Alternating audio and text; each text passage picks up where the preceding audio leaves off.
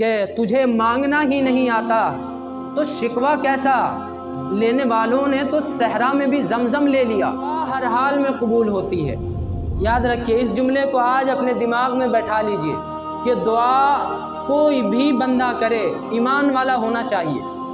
اگر وہ دعا کرتا ہے اس کی دعا قبول ہوتی ہے۔ ہاں، یہ بات ضرور ہے کہ دعا قبول ہونے کا 3 کنڈیشن ہے، 3 طریقے سے دعا قبول ہوتا ہے، اور وہ کون کون سا ہے وہ میں بتاتا ہوں، لیکن اس سے پہلے یہ بات سن لیجئے کہ بس دعا میں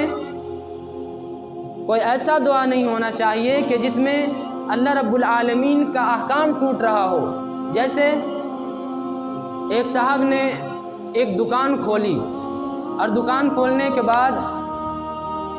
ایک مولوی صاحب کو بلاتے ہیں کہ آ جائیے،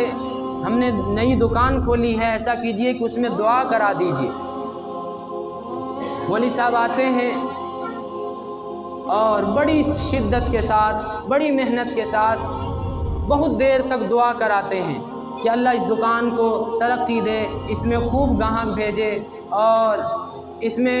اللہ تبارک و تعالیٰ دن دوگنی رات چوگنی ترقی عطا کرے، اور جس بندے نے دکان کھولی اللہ اس کو بھی کامیابی عطا کرے۔ تو جب دعا ہو گئی، مولوی صاحب جانے لگے، تو مولوی صاحب کو خیال آیا کہ پوچھ لیتے ہیں کہ دکان کس چیز کی ہے۔ مولوی صاحب نے پوچھا کہ اچھا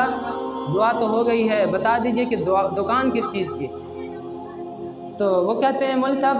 ہم نے شراب کی دکان کھولی ہے، ہم نے ذرا بیئر ویئر کی دکان کھولی ہے، بہت دقت ہے یہاں لوگوں کو بیئر پینے میں،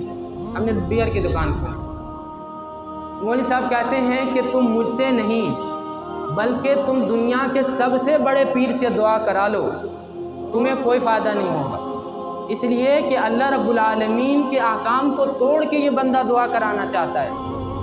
اللہ رب العالمین کے احکام کو توڑ کے یہ چاہتا ہے کہ ہم ترقی کر جائیں اور اللہ سے دعا کریں۔ اسی طرح کچھ لوگ ہیں جو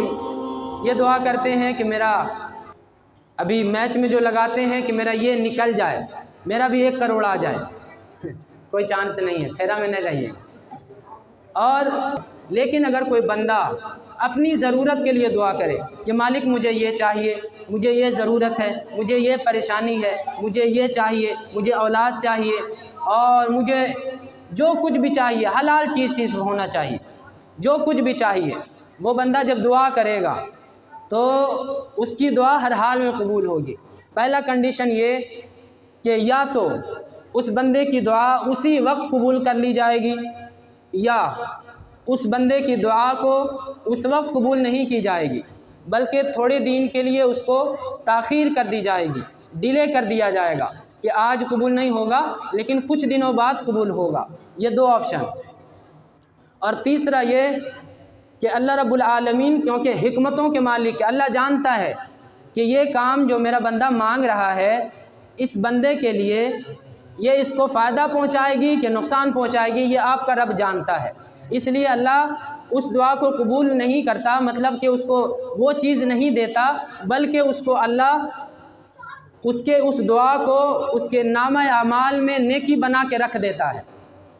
اس کے نامہ اعمال میں اس دعا کو نیکی بنا کے رکھ دیتا ہے۔ یہ 3 کنڈیشن میں دعا قبول ہوتی ہے۔ کوئی بھی دعا کرے، اگر مومن ہے، ایمان والا ہے، تو اس کی دعا قبول